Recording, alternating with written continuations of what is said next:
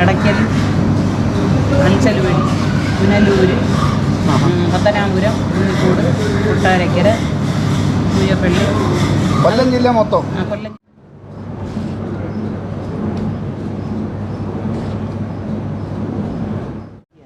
വിദ്യാഭ്യാസം ഇല്ല, ഒരു 2ാം ക്ലാസ്.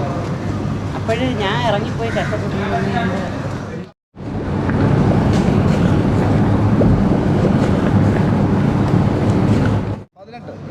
അടുത്ത മാസം 18-ാം തീയതിയാണ് ഗിയോവയുടെ വീഡിയോ നറുക്കെടുപ്പ് ഉണ്ടാകുന്നത്. ആ നറുക്കെടുപ്പ് നമ്മൾ വീഡിയോ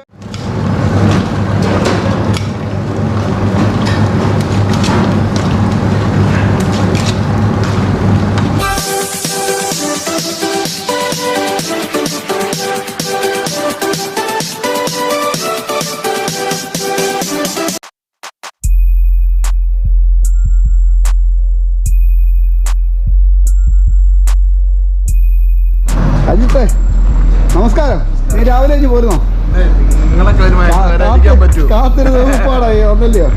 അല്ല, വഴിയിലൊന്ന് കറങ്ങിപ്പോയി. അതുകൊണ്ട്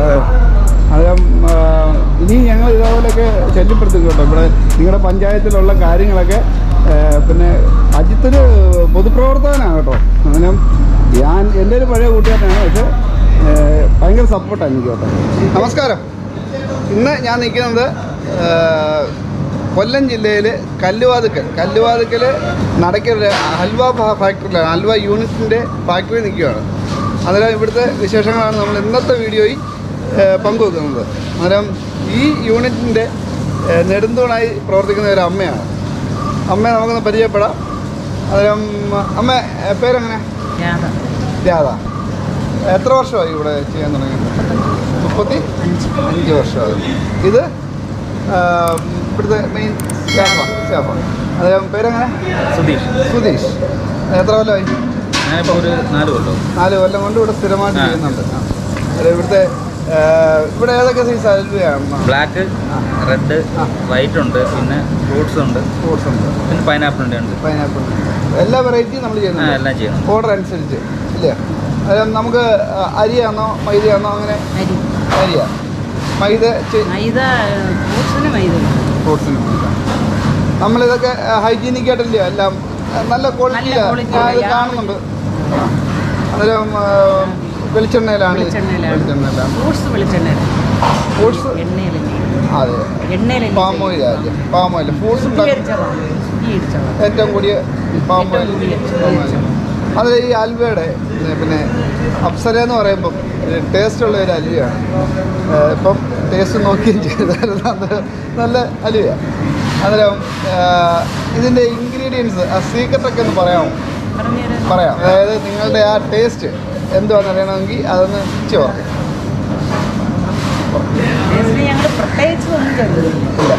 കെമിക്കലെന്ന് പറയുന്ന സാധനം ഇത് തൊടുന്നതേ ഇല്ല. പിന്നെ ഞങ്ങൾ ശർക്കര, അരിപ്പൊടി, വെളിച്ചെണ്ണ, നെയ്യ്, RKG നെയ്യ്, ഏലക്ക, അണ്ടിപ്പരിപ്പ്, മിൽക്ക് മേഡ്. അതാണ് ഇതിൻ്റെ ഏറ്റവും ഹൈലൈറ്റ്. അതെ, മിൽക്ക് മേഡ്. പ്രത്യേകിച്ച് ഒന്നും ചേർന്നില്ല, യാതൊന്നുമില്ല. ഈ പറഞ്ഞ ഐറ്റം മാത്രമേ നമ്മൾ കണ്ടല്ലേ. അതെ, ഈ സ്റ്റാർട്ട് ചെയ്ത കാലം വല്ല മിഷനിലായിരുന്നു? അല്ല, സ്റ്റാർട്ട് ചെയ്യുന്നത് ഞാൻ. അമ്മ ഒറ്റയ്ക്കായിരുന്നു? അത് കഴിഞ്ഞ് ഉണ്ണി, ഷിബു. അത് കഴിഞ്ഞാണ് ഞങ്ങൾ മിഷനും ആളുമൊക്കെ ആയത്. കൈകൊണ്ടുള്ള ഇളക്കായിരുന്നു. അത് ഫസ്റ്റിലെ ചെയ്യുന്ന ഞാനും മോനുമായിട്ടാണ് ഇവിടെ തുടങ്ങുന്നത്. അത് കഴിഞ്ഞ് പിന്നെ മിഷനായിരുന്നു. ഞങ്ങൾക്ക് ചെയ്യാൻ വയ്യാതായപ്പോൾ ഓർഡറും കൂടി ആദ്യം ഒരു ചട്ടിയിലല്ലേ ചെയ്യുന്നുള്ളൂ. ഇപ്പൊ ഞങ്ങൾക്ക് 7-8 ചട്ടിയുണ്ട്. 8 മിഷനുണ്ട്. അപ്പോൾ ഈ 8 മിഷനിൽ ചെയ്യുമ്പോൾ എങ്ങനെയാലും നമുക്ക് പിള്ളേരുണ്ട് ഇഷ്ടം പോലെ. നമുക്ക് ഇവിടെ 10 വർഷത്തിൽ കൂടുതലായ സ്റ്റാഫുകളുണ്ട്. 10-12 വർഷമായവരുണ്ട്. അത് ഞാനിവിടെ വന്ന് കണ്ടിടത്തോളം വെളിയിൽ പോകേണ്ടി വരും. നമ്മൾ നെല്ല് അരിയായിട്ട് ഇവിടെ വരുന്നതേ ഉള്ളൂ അല്ലയോ? അരി വന്നു കഴിഞ്ഞാൽ അരി കുതിർത്ത് കഴുകി വൃത്തിയാക്കി പൊടിച്ച് വെളിയിൽ പോകുന്നില്ല. പൊടിപ്പിച്ച് അത് നമ്മുടെ ഇതിനകത്ത് മിഷീനകത്തോട്ട് കയറ്റുക. ആണ്. അന്നേരം നമ്മൾ ഒരു ദിവസം എത്ര കിലോ അൽവ? ഓർഡർ അനുസരിച്ചാണ് ചെയ്യുന്നത്. എന്നാലും ഉദ്ദേശം ഇന്നിപ്പം ഞങ്ങൾക്ക് പിന്നെ 500 കിലോ പുറത്ത്. 500 കിലോ പുറത്ത്. ഇപ്പം തന്നെ രണ്ടാമത്തെ ട്രിപ്പാണ് ഇല്ലേ? ഞങ്ങൾ ഇപ്പോൾ കിടക്കുന്ന ചട്ടിയിൽ 400 കിലോ. അത് ഈ വീഡിയോയിലൊന്ന് ശ്രദ്ധിച്ച് വേണം. രണ്ടാമത്തെ ട്രിപ്പിൻ്റെയാണ് ശർക്കരപ്പാനി ഒഴിച്ചേക്കുന്ന കാണിച്ചേക്കുന്നത്. അതുകൊണ്ടാണ് അത് അങ്ങനെ നിൽക്കുന്നത്, അല്ലാതെ അത് വൃത്തിഹീനമായിട്ടല്ല. ആദ്യത്തെ ട്രിപ്പ് നല്ല ക്ലീനായിട്ടായിരുന്നു. ഞാൻ താമസിച്ചുകൊണ്ട് രണ്ടാമത്തെ ട്രിപ്പാണ് വീഡിയോയിൽ കാണിക്കുന്നത്. അത് വെള്ളം ഒഴിച്ച് ശർക്കരപ്പാനി ഒഴിക്കുന്നതാണ് ഞാൻ കാണിച്ചേക്കുന്നത്. പിന്നെ ഇവിടെ കറണ്ട് നിർബന്ധമല്ലേ? കറണ്ട് ഇല്ലെങ്കിൽ എല്ലാം ഓഫല്ലേ? എല്ലാം കഴിഞ്ഞു. അതിന് നമ്മൾ ജനറേറ്റർ വെച്ചിട്ടുണ്ട്. ജനറേറ്റർ വെച്ചേക്കുന്നത് മാത്രമല്ല, ഇവിടുത്തെ ഹൈജീനിക്കായിട്ടുള്ള എത്ര നീറ്റായിട്ടുള്ള ഒരു ഹൽവ യൂണിറ്റ് ഞാൻ കണ്ടിട്ടില്ലെന്ന് ഞാൻ പറയാം. കാരണം എന്ന് പറഞ്ഞാൽ ഞാനിവിടെ വന്നു, നല്ല ഒന്നാം തരം ടൈലിംഗ് ഗ്രാനൈറ്റ് വിട്ട ഫ്ലോറിങ്, ബാക്കിയുള്ള എല്ലാം വളരെ ഹൈജീനിക്ക്. അത് മാത്രമല്ല, അതിശയിപ്പിക്കുന്ന ഒരു സംഭവമുണ്ട്.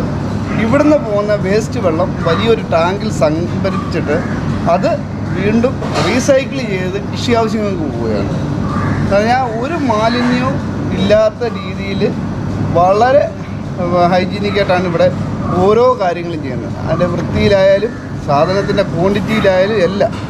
പറഞ്ഞാൽ ഹൽവ ഉണ്ടാക്കുന്നതും അതേപോലെ അതിൻ്റെ ഇൻഗ്രീഡിയൻസ് ആയിട്ടുള്ള ഓരോ സാധനങ്ങളും നമ്മൾ നേരിട്ട് രാവിലെ മുതൽ ഇവിടെ നിന്ന് കണ്ട് മനസ്സിലാക്കുകയാണ്. അന്നേരം അത്രയ്ക്ക് നല്ല. അതുമാത്രമല്ല, ഞാൻ ഹൽവ എടുത്ത് ടേസ്റ്റ് ചെയ്ത് നോക്കിയിട്ട് ഞാനുണ്ടായിരുന്ന എൻ്റെ ഫ്രണ്ട് വഴിയാണ് ഞാനിവിടെ വന്നത്. അവിടെ 2 മെഷീനാണ് ഇവർ ഈ യൂണിറ്റിൽ വാങ്ങിച്ചേക്കുന്നത്. അത് കഴിഞ്ഞ് ബാക്കിയെല്ലാം അമ്മയുടെ മകൻ തന്നെ മെഷീൻ ഇവിടെ ഒരു ചെറിയ ലെയ്ത്ത് പോലെ ഉണ്ടാക്കിയിട്ട് അവിടെ ഉണ്ടാക്കിയതാണ് ബാക്കി 5 മെഷീൻ.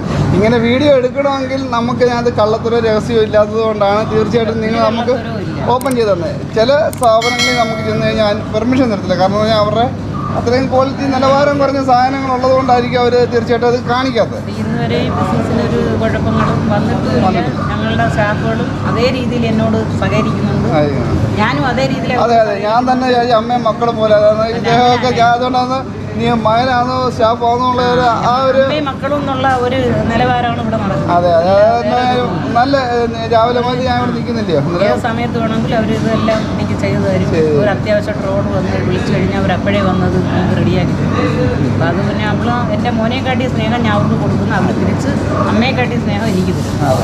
ആ സഹകരണമാണ് എനിക്കിവിടെ ഏറ്റവും വലിയ. ഏത് രീതിയിലായാലും അവർ നമുക്ക് നന്മയുണ്ടാക്കി തരും. അപ്പോൾ തിരിച്ച് ഞാനും അതേ കണക്ക് അവരോട്. എൻ്റെ മക്കൾക്ക് 9 വയസ്സായി. ഞാൻ 9 വയസ്സിൽ എൻ്റെ കുടുംബം പുലർത്തിക്കൊണ്ടിരിക്കുക. വിദ്യാഭ്യാസം ഇല്ല, ഒരു 2ാം ക്ലാസ്. അപ്പോഴ് ഞാൻ ഇറങ്ങിപ്പോയി കഷ്ടപ്പെട്ടുകൊണ്ട് ചെലവഴിക്കും. ഇപ്പം ഇത് എവിടെ നിന്നാണ് ഇങ്ങനെ ഈ ഒരു ഹൽവ യൂണിറ്റ് തുടങ്ങണമെന്ന് എന്ന് തോന്നി? സഹോദരങ്ങൾക്ക് ബേക്കറി ജോലിയായിരുന്നു. അപ്പോൾ അവരിങ്ങനെ ബേക്കറി ജോലിക്ക് വർക്കറ ഒരു കടയിൽ പോയിക്കൊണ്ടിരിക്കുക. അവിടെ നിന്ന് അവർ മേക്കറൊക്കെ ആയി വന്നു. അപ്പോൾ അവർ സ്വന്തമായിട്ട് ഒരു ചൂള കെട്ടി. അപ്പോൾ ഞാൻ അവരെ കൂടെ, അവരെൻ്റെ കൂടെയാണ്. എൻ്റെ സഹോദരങ്ങളെ വളർത്തിയത് ഞാനാണ്. അപ്പം ഞങ്ങൾ ഒരുമിച്ച് ഒത്തൊരുമയുണ്ട്. ഒത്തൊരുമയിൽ മുന്നോട്ട് പോയപ്പോഴത്തേക്ക് ഇങ്ങനെ ഞങ്ങൾ അവിടെ ചൂള കെട്ടി. ആദ്യം ചൂളയൊന്നുമില്ല, ചൂള കെട്ടി. ചൂളയിൽ അവനും പണിയും ഞാനും പണി. എന്നെ അവർ പഠിപ്പിച്ചു. അവർ മേക്കറന്മാരില്ലേ, അവരെന്നെ പഠിപ്പിച്ചു. ഞങ്ങൾ ഇങ്ങനെ ഒരുമിച്ച് മുന്നോട്ട് പോയതിനു ശേഷം ഞങ്ങൾ ഹൽവ സ്വന്തമായിട്ട് അവിടെ ഇടാൻ തുടങ്ങി.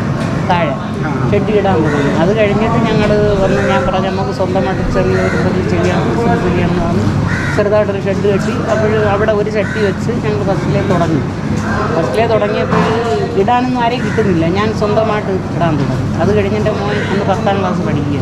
അപ്പോഴേ അവൻ കൂടെ സഹായിച്ചു, അവനും കൂടെ നിന്ന് ചെയ്തു. പിന്നെ ഞങ്ങൾ ഇടയ്ക്കൊന്ന് നിർത്തിയത്, ചെയ്യാൻ ആളില്ലാത്തത്. പിന്നെ വീണ്ടും തുടങ്ങിയിട്ട് ആണ് അവൻ വിചാരിച്ചെന്ന് ഒരു മെഷീൻ തയ്യാറാക്കാം എന്നും പറഞ്ഞ് ഞങ്ങൾ എറണാകുളത്ത് 2 വർഷം ആ മെഷീന് വേണ്ടി പോയി വന്ന് ഒരു മെഷീൻ ഫസ്റ്റിലെ അരുവ ഒരു മെഷീൻ അത് അവിടുന്ന് ചെയ്ത് കിട്ടും. പിന്നെ ഞങ്ങൾ ഒരു മെഷീനും കൂടെ കൊടുത്ത് കഴിച്ചു. അത് കിട്ടാൻ വലിയ പാട്, നല്ല ചതിയാണ്. 2 മെഷീൻ തന്നു. പിന്നെ ആ 2 മെഷീൻ തന്നതിന് ശേഷം പിന്നെയാണ് അവിടെ സ്വന്തമായിട്ട് മെഷീൻ ഉണ്ടാക്കി. അപ്പോൾ ഞാൻ തന്നെ ഇളക്കി സ്വന്തമായിട്ട് അരിവായിട്ട് കൊടുത്തോണ്ടിരിക്കുക. മെഷീനാവുന്നത്. പിന്നെ ഞങ്ങൾ 1-2 പിള്ളേരെ കിട്ടും. കിട്ടി ചെയ്യാൻ വന്നപ്പോൾ ഒരു ദിവസമായിട്ട് ഞങ്ങൾ ഒരുപാട് ബുദ്ധിമുട്ടിച്ചു. ഇവരാരുമല്ല സമയത്ത് സാധനം ഇട്ട് തന്നില്ല. അങ്ങനെ ഞാൻ കരഞ്ഞ് ഒരുപാട് പ്രയാസപ്പെട്ടപ്പോഴും അങ്ങനെയാണ് മെഷീൻ വന്ന് പിന്നെ മെഷീനിലുള്ള പണി കൊടുക്കും. അത് ഞാനും അവനും തന്നായിരുന്നല്ല. പിന്നെയാണ് മിഷ്യനിൽ പിന്നെ ഓരോരുത്തർ കൂടി പിന്നെ ഇപ്പോൾ ഒരു പയ്യൻ ഇവിടെ വന്ന് അവസാനം വന്ന പയ്യൻ എൻ്റെ കൂടെ ചേർന്നിട്ട് ഇപ്പോൾ ഒരു 8 വർഷമായി 8-9 വർഷമായി. ആ പയ്യനാണ് ഈ ബിസിനസ് ഒരുപാട് ഉയർത്തിക്കൊണ്ടുപോകണം എന്നുള്ളത് മനസ്സാകും. അവനും കടകളൊന്നും ഇല്ലാതെ വന്നൊരു പയ്യൻ. അവനും ഞാൻ ഇവിടെ വന്നതിന് ശേഷം അവനെ വിളിച്ച ചരിത്രങ്ങൾ പറയും. വന്നതിന് ശേഷം ഒരു കടമൊക്കെ മേടിക്കാൻ പണം വെറുതെ സഹായിച്ചില്ല. വായ്പയായിട്ടെടുത്ത് വസ്തു മേടിച്ച് പലിശക്കെടുത്ത് കൊടുത്ത് വസ്തു മേടിച്ച് അവൻ വീട് വെച്ച് അവൻ താമസമായി. അങ്ങനെ അവനാണ് യൂണിറ്റി വന്ന് അവനും ഒരു ഇതൊക്കെ ഒപ്പിച്ച് കടമായി.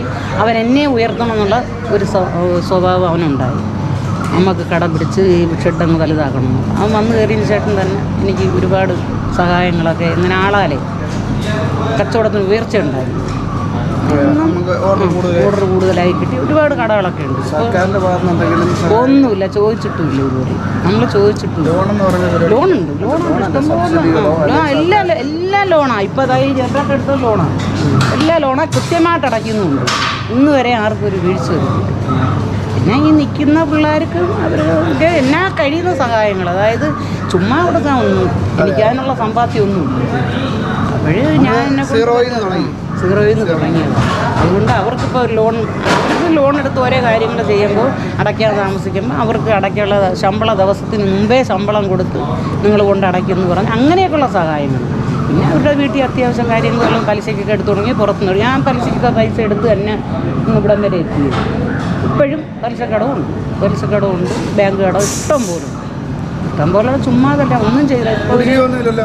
കുടിശ്ശികയില്ല. അതിനിപ്പോൾ ഒരു 10-32 ദിവസം കടയിലോട് ചേർന്ന് കിടക്കുന്നത് മേടിച്ച് ഈ വേസ്റ്റ് വെള്ളം അടിച്ച് കളയാൻ വേണ്ടി ശുദ്ധീകരിച്ചെങ്കിലും അടിച്ച് കളയാൻ സ്ഥലം വേണമല്ലോ. അത് മേടിച്ച് പിന്നെ ഇപ്പം ഉണ്ണിക്ക് വീട് വെച്ച് എല്ലാം ചെയ്തു. പിന്നെ ഈ വീടൊക്കെ ഈ നിലയിലാക്കി സൗകര്യങ്ങളൊക്കെ ഉയർത്തി. ഞാൻ തന്നെ ഉയർത്തിയത്. അവർക്ക് കൈ പൊക്കി പറയും. വണ്ടിയൊക്കെ എല്ലാം സെക്കൻഡ് ഹാൻഡ്. നമ്മൾ കുറഞ്ഞ വണ്ടിയൊക്കെ എടുക്കും, കൂടി വണ്ടിയൊന്നും എടുക്കത്തില്ല. സെക്കൻഡ് ഹാൻഡ് വണ്ടികളല്ല, ഓട്ടോ മാത്രമേ ഉള്ളൂ. ചുക്കം ഇങ്ങനെ പോകുന്നു പയ്യ അവശതയായി.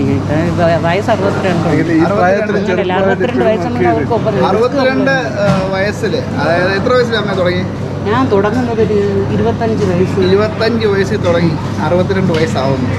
കൊല്ലം ജില്ല മൊത്തം 25 വയസ്സിൽ തുടങ്ങി. നല്ല രീതിയിൽ കൊല്ലം ഞാൻ കൂലിപ്പണിക്ക് പാറമക്കാൻ പോയാണ് എൻ്റെ സഹോദരങ്ങളെ വളർത്തി അതിൻ്റേതായ ഒരു നന്മ അവർക്ക് എന്നോട് ഇപ്പോഴും ഉണ്ട്. ഇന്നലെയും വന്ന് 100 രൂപ കഴിഞ്ഞിട്ടോ എന്നൊക്കെ. അതാണ് പറഞ്ഞത്, ഒത്തൊരുമയുണ്ട് ഞങ്ങളുടെ 6 പേരിൽ ഒരാൾ മരിച്ചു. ചെറുപ്പത്തിൽ അച്ഛനും അമ്മയും മരിച്ചു. അവരെ എല്ലാം നല്ല നിലയിൽ കൊണ്ടുപോകാൻ ഒരു വഴി തെളിച്ചു കൊടുത്തത് ഞാനാണ്. ഒരുപാട് കഷ്ടപ്പെട്ടു. ഉടുതുണിക്ക് മറുതുണി ഇല്ലാതെയും ആഹാരമില്ലാതെയും സഹോദരങ്ങളും ഞാനും ആഹാരമില്ലാതെയും കഴിച്ചു ഒരുപാട്. പക്ഷേ ഇന്ന് അതെല്ലാം ഓർത്ത് ഞാൻ ആർക്കുള്ള പട്ടിണിയായാലും വരുന്നിടത്ത് മരുന്നിനായാലും ആരും എന്ന് ചോദിച്ചു. കാര്യം ഞങ്ങൾ കഷ്ടപ്പെട്ടത് ഏത് രീതിയാണെന്നുള്ളത് എപ്പോഴും ഞാൻ ഓർക്കും. തീർച്ചയായിട്ടും കട ഉണ്ടെങ്കിലും എനിക്കിന്ന് വിലയും ഉണ്ട് നിലയും ഉണ്ട്. ഭർത്താവൊക്കെ നല്ല ചെറുപ്പത്തിലെ ഉണ്ണിര പൊടി പ്രായത്തിൽ അങ്ങനെ കൊണ്ട് മുന്നോട്ട് എനിക്ക് നീങ്ങാൻ പറ്റാത്തതുകൊണ്ട് ഞാൻ ഒഴിച്ചു നിർത്തി. എന്നിട്ട് മക്കളെ നല്ല നിലയിൽ എത്തിക്കാൻ നോക്കി. അത് ഒരുപാട് കഷ്ടപ്പെട്ടു. പാറ വെക്കാൻ പോയാണ് പിള്ളേർക്കെല്ലാം ആഹാരം കൊടുത്തതും എല്ലാം സഹോദരങ്ങളെ വളർത്തിയതും അങ്ങനെ തന്നെ. അച്ഛനമ്മയും വയ്യാതായപ്പോഴും അവർക്ക് ശുശ്രൂഷിക്കാൻ വരെയും കൂലിപ്പണി ചെയ്ത് കൊണ്ടുവന്നാലേ ഉള്ളൂ. പാറയമക്കാൻ പോയി തന്നെ ആ പാറയമ്പടി തന്നെ ഞങ്ങൾ ഉയർന്നതല്ലേ. ഇപ്പം അതൊന്നുമല്ല. ഞാൻ അവർക്ക് അവർക്കൊപ്പം നിൽക്കുന്ന തന്നെ കഷ്ടപ്പാടിൻ്റെ ഇത് എനിക്ക് ദൈവമായിട്ട് എൻ്റെ മോളാ പോയത്. കഷ്ടപ്പാടിൻ്റെ ഇത് നമുക്കുള്ള മക്കൾക്കായാലും സഹോദരങ്ങൾക്കായാലും നമ്മളെ വളർത്തിയെടുത്ത് അവരും നല്ല രീതിയിൽ വളർന്നത് കൊണ്ട് അതിലൊന്നും ഒരു പരാജയവും നമുക്കുണ്ടായില്ല. ഇന്നത്തെ കാലത്ത് പിള്ളേർ ഓരോന്നും വഴി തെറ്റി പോകില്ല. ഇത് അങ്ങനെയൊന്നും പോയില്ല. മോനും അതേ ലെവലിൽ പോയി. കഷ്ടപ്പാട് കണ്ട് വളർന്നതുകൊണ്ട് അതിൻ്റെ ഗുണം നമുക്ക് ഉണ്ടായി. കാര്യം കളയത്തില്ല. അങ്ങനെയൊക്കെ നീങ്ങിയത് കൊണ്ട് ഞാൻ ഇന്ന് ഈ നിലയിലെത്തി. സഹോദരങ്ങൾക്ക് കൂടെ ഉണ്ടായിരുന്നു, അവരുടെ കൂടെ ഞാനും ഉണ്ട്, എൻ്റെ കൂടെ അവരും ഉണ്ടായിരുന്നു. ഈ ഒരു വിജയം ബാക്കിയുള്ളവർക്ക് മാതൃകയാവട്ടെ എന്ന് ആശംസിക്കുന്നു. ഈ അമ്മയുടെ ഒറ്റ കഴിവുകൊണ്ടാണ് സഹോദരങ്ങൾ സഹിതം എല്ലാവരും നല്ല എത്തി. അതിലും തീർച്ചയായിട്ടും കഷ്ടപ്പാടിൻ്റെ വിലയാണത്. ആയുസ്സിൽ നല്ല പ്രായത്തിൽ നല്ലതുപോലെ കഷ്ടപ്പെട്ടു. ഇന്നും കഷ്ടപ്പെടുന്നുണ്ട്. ഇന്ന് ഈ ഇതിനകത്ത് ഫുൾ ഇൻചാർജ് അമ്മയായിരുന്നു. ഒന്നും കഷ്ടപ്പെടുന്നു നല്ല രീതിയിൽ. അതുകൊണ്ട് എൻ്റെ സഹോദരങ്ങളും എൻ്റെ മക്കളും എല്ലാം നല്ല രീതിയിൽ. നമ്മുടെ ഹൽവ എവിടം വരെ പോകുന്നുണ്ട്? നമ്മുടെ ഹൽവ ഇവിടുന്ന് നേരെ ആയൂര്, കടയ്ക്കൽ, അഞ്ചൽവടി, പുനലൂർ, പത്തനാപുരം, കോഴിക്കോട്, കൊട്ടാരക്കര, പൂയപ്പള്ളി, കൊല്ലം ജില്ല മൊത്തം. കൊല്ലം ജില്ല മൊത്തവും. പിന്നെ ഇങ്ങോട്ട് തിരുവനന്തപുരം ഇല്ല. തിരുവനന്തപുരം ഇപ്പോൾ ഈയിടയ്ക്ക് പോയിരുന്നു, എൻ്റെ ഒന്നും പിന്നെ വന്നില്ല. പിന്നെ ഇപ്പോൾ ഇങ്ങോട്ട് ആറ്റങ്ങൽ വരെ, വർക്കല, ഇടവ, പിന്നെ കാരിപ്പള്ളി, ആറ്റങ്ങൽ, കല്ലമ്പലം എല്ലാം ധന്യ സൂപ്പർ മാർക്കറ്റ് മൊത്തം നമ്മൾ തന്നെയാണ്. പിന്നെ ചവറ വരെയുണ്ട്. അപ്പോൾ അതങ്ങനെ കരണിക്കാവ്, ശാസ്താംകോട്ട് അവിടം വരെ പോകുന്നുണ്ട്. അപ്പോൾ ഇടയ്ക്ക് ഒരുപാട് കടകളുണ്ട്. അന്നേരം അമ്മ എത്രയൊക്കെ പറഞ്ഞു ഇവിടെ ഇത്ര നാൾ ഇവിടെ നിന്നിട്ട് ഒരു സ്റ്റാഫ് എന്ന നിലയ്ക്കല്ല ഇവിടെ നിൽക്കുന്നത്. അന്നേരം ഈ സ്ഥാപനത്തെ കുറിച്ച് എന്തോ പറയാനുള്ളത് പറഞ്ഞു, ധൈര്യമായിട്ട് പറഞ്ഞു. എന്തോ പറയാനുള്ളത് ഒന്നും പറയാനില്ല. ക്വാളിറ്റി അതാ പറഞ്ഞു, ഒന്നും പറയാനില്ല, പറഞ്ഞറിയിപ്പിക്കാൻ പറ്റത്തില്ല. അല്ല, നിങ്ങൾക്ക് ഇവിടെ നിൽക്കുന്നവർക്കെല്ലാം ലൈസൻസ് അല്ലയോ? എല്ലാം ഫോട്ടോയൊക്കെ ഇവിടെ വെച്ചേക്കുന്നു. എല്ലാവരും ആരും വ്യാജന്മാരില്ല. എല്ലാം പെർഫെക്റ്റ് ആണ്. എല്ലാവരും ഇതിലും പെർഫെക്റ്റ് ആണ്. സർട്ടിഫിക്കറ്റ് ചെയ്തെല്ലാം